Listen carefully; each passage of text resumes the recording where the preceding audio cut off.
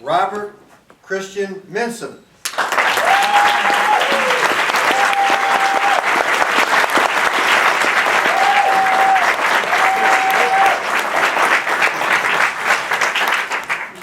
The Rocky Road to Trust, The Rocky Road to Trust, Robert Christian Minson.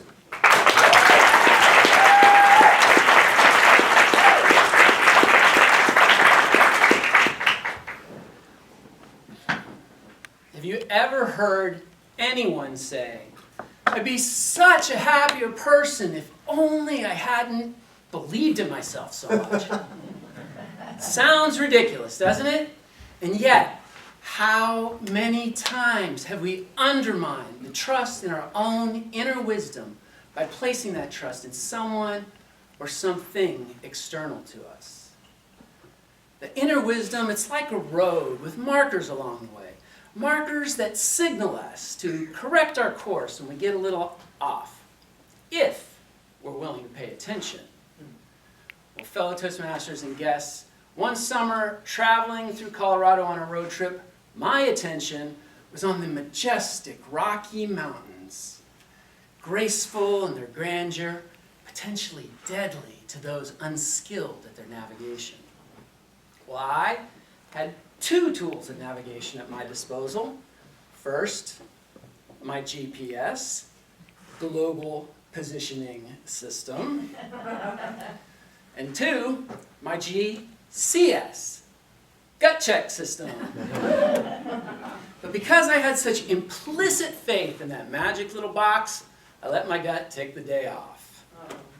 Well, the GPS charted my course from Aspen, Colorado to Crested Butte over some of the taller peaks of the Rockies through a channel called Pearl Pass to get me to my destination in a little over 2 hours' time. How difficult could it be? Well, I got on the road driving. I called my contact at Crested Butte. I said, "Hey, I'm really looking forward to seeing you. Yeah, I should be there in about 2 hours. The GPS has me going over Pearl Pass." She said, "Pearl Pass?"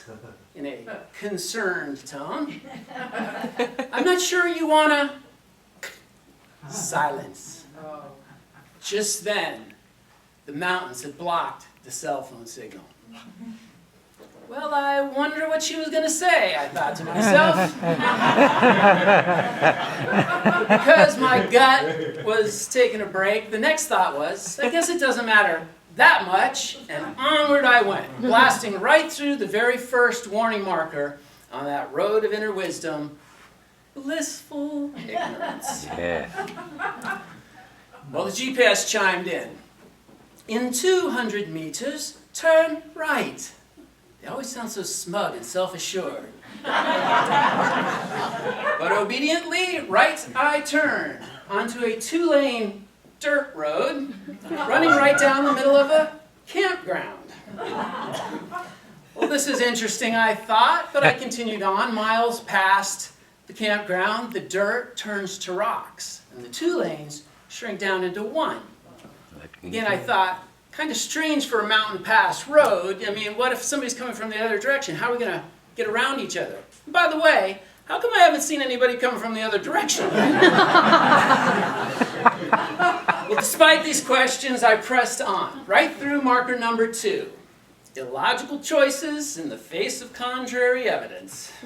Well, the going got steeper, slower, more rocky, and definitely more treacherous, which moved me through marker number 3. Delusional optimism. I'm on an adventure, I told myself. A Rocky Mountain adventure. Yeah. My 4-wheel drive, Jeep Grand Cherokee, luxury edition. But when the road didn't get any better, in fact, it got worse, I muscled my way through marker number 4. Ego justification. I'm not gonna quit. Robert Christian Minson never quits. Heck, I got me a 4-wheel drive Jeep Grand Cherokee. Luxury edition. Bring it on. So I went off to meet my next terrain challenge, which I would describe as a kind of mountain cliff scenario. Sheer wall on one side, sheer drop on the other, with a path only inches wider than the vehicle to navigate the now bouldery terrain. Well, at this point I thought, maybe it's a good idea to check in with my gut just to see if it has anything useful to say. Hello? What?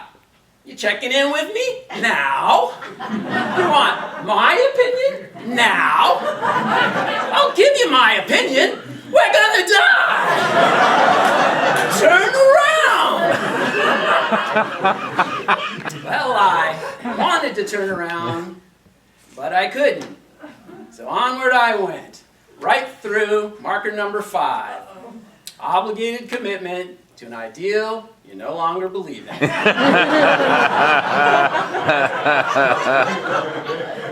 I pressed on, but what came next stopped me dead in my tracks. As I rounded a corner slowly, I encountered a river. Not going across the path, but coming straight down it, right over the edge. Well, by this point, I had to concede that my gut was probably right. I stood a better chance of surviving by trying to turn around than by continuing on up that mountain. And so, for the next hour or so, I engaged in a grueling 100-point turn.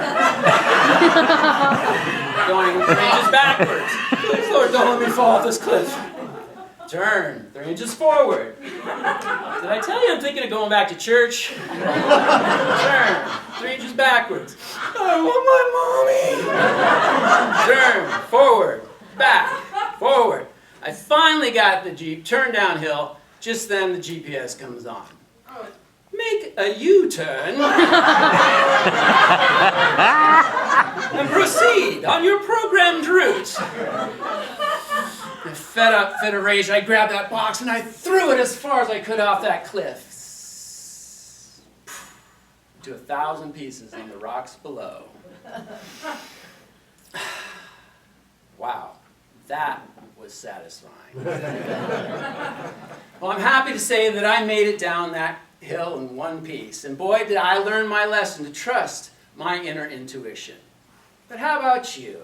Is there anywhere on that road of inner wisdom where you're ignoring maybe one of the markers, signaling you to change your course a little?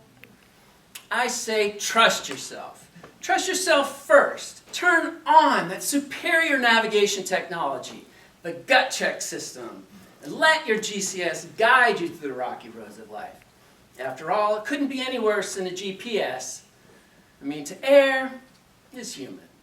But to really screw up, that takes a computer. Yeah.